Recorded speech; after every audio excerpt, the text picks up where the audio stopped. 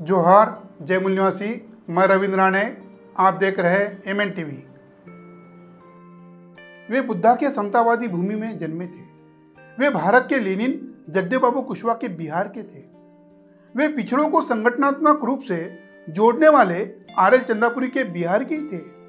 उनका जन्म समस्तीपुर जिले में हुआ था, जहां लालू जी ने लाल कृष्ण आडवाणी के साथ राम रथ यात्रा जो चल रही थी उसे रोका था, सीधे आडवाणी को जेल में भेजा था। वह ईमानदार, सादगी से परिपूर्ण, ओजस्वी वक्ता थे। उन्होंने जयप्रकाश नारायण यानी JP और आचार्य नरेंद्र देव, इनके समाजवादी आंदोलन में अपनी सामाजिक और राजनीतिक जीवन की शुरुआत की। वह दूसरे तीसरे कोई नहीं, वो जननायक और बिहार के 2 बार मुख्यमंत्री, उप मुख्यमंत्री रहे, सांसद रहे, ऐसे स्मृति शेष कर्पूरी ठाकुर थे। आज उनका जन्मदिन है। उनका जन्म 24 जनवरी 1924 को मंझोली गांव समस्तीपुर में हुआ। अब उस गांव का नाम कर्पूरी ग्राम रखा गया। मेरे सामाजिक जीवन की शुरुआत भी उसी समस्तीपुर जिले से हुई। मैं कई बार समस्तीपुर जिले आते जाते रहता हूँ। उनके गांव कर्पूरी ग्राम भी गया था। उनको मानने वाले, उनकी राह पर चलने वाले फुले शाह अम्बेडकरवादी, इनके साथ काम किया हूं, जिनके पास राजनीति करने के लिए कोई काशबेट जमीन नहीं थी। पिछड़ों की अति पिछड़ी जाति, नाई कहो, हजाम कहो, इस जाति से वो ताल्लुक रखते थे। इस जाति के लोग बिहार में छोड़ो सारे देश में अल्पसंख्यक है।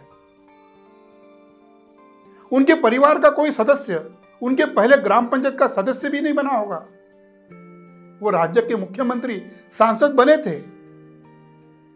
जब कर्पूरी ठाकुर 10वीं पास हुए थे, तब उनके पिताजी एक भूमियार ब्राह्मण के यहां उन्हें लेकर गए थे और गौरव से कहा था, मेरा बेटा 10वीं में फर्स्ट क्लास पास हुआ है। तो उस भूमियार ब्राह्मण ने कहा, ठीक है, पहले मेरे पैर दबा कर दे। जब वही कर्पूरी ठाकुर केवल कर्पूरी ठाकुर नहीं रहे, वो मुख्यमंत्री कर्पूरी ठाकुर बन गए, तो यही ब्राह्मण, भूमियार, ठाकुर सरकार से अपने व्यक्तिगत काम करने के लिए, ठेकेदारी मिलने के लिए कर्पूरी ठाकुर के पीछे पीछे दौड़ते थे।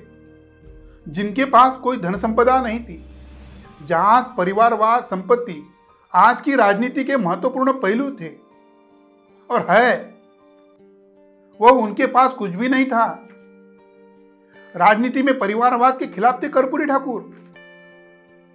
एक बार तब के कल्याणपुर विधानसभा के विधायक वशिष्ठ नारायण सिंह ने मैथिली में कहा, ये मेरी रामनाथ के टिकट दे देने हूं।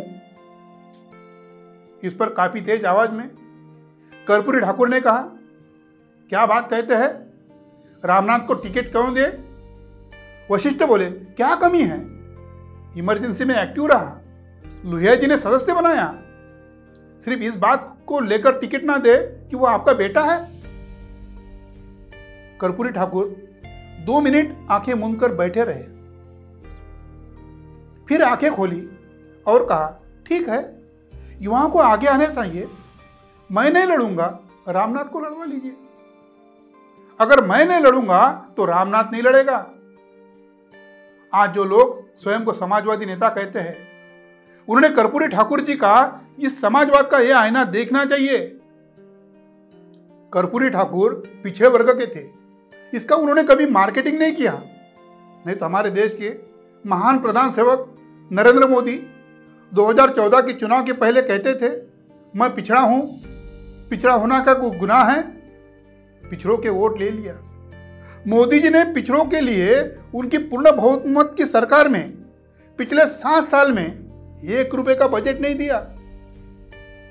वही कर्पूरी ठाकुर जी ने अपनी अल्पमत की सरकार में 10 नवंबर 1978 को मुंगेरीलाल कमीशन की रिपोर्ट पर अमल करते हुए पिछड़ों को मंडल कमीशन के 1 दशक के पहले 20% का आरक्षण दिया था।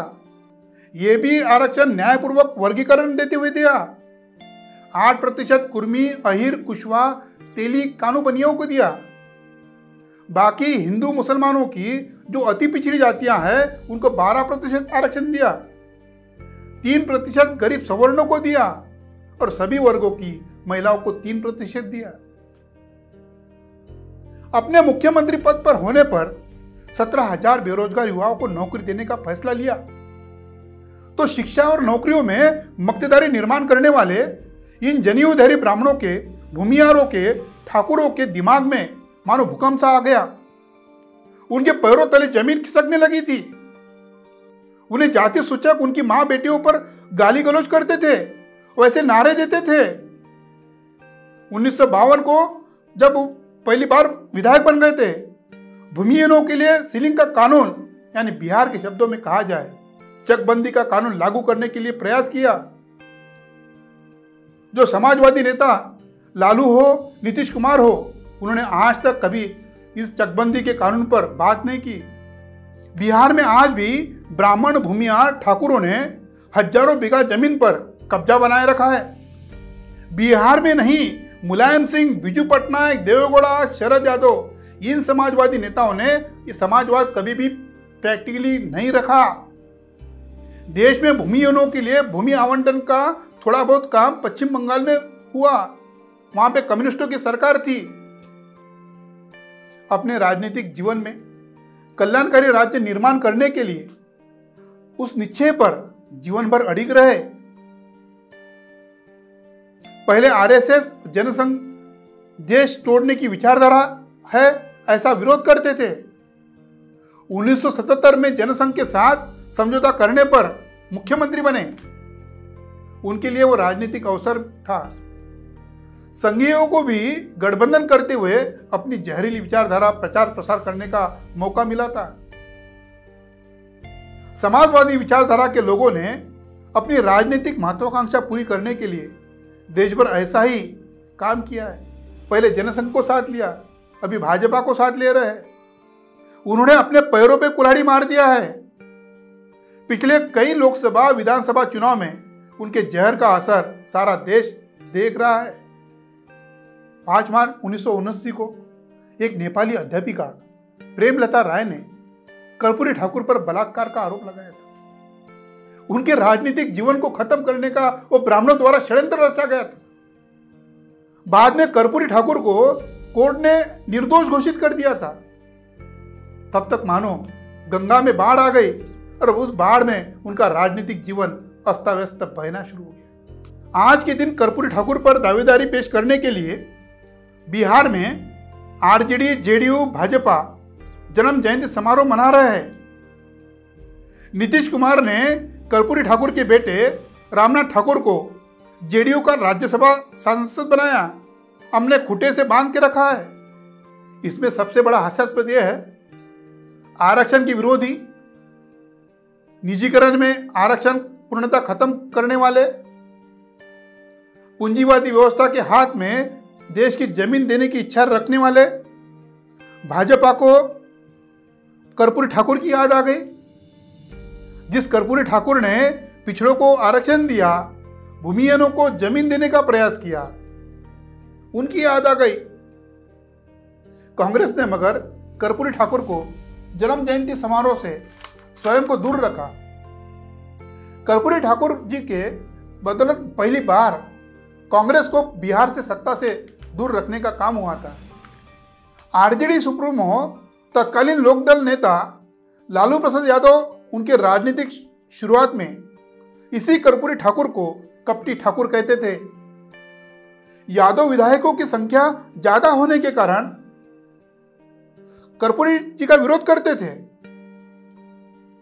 विधानसभा अध्यक्ष शिवचंद्र झा भूमिहार ब्राह्मण ने जीवन भर राजनीतिक वंचितों को आधार देने वाले, समतावादी दृष्टिकोण रखने वाले कर्पूरी ठाकुर जी को नेता प्रतिपक्ष से 12 अगस्त 1987 को हटाया, अनुपलाल यादव को नेता प्रतिपक्ष बनाया।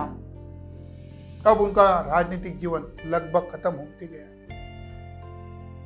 उन्होंने 36 साल की लंबी राजनीतिक पारी खेली थी।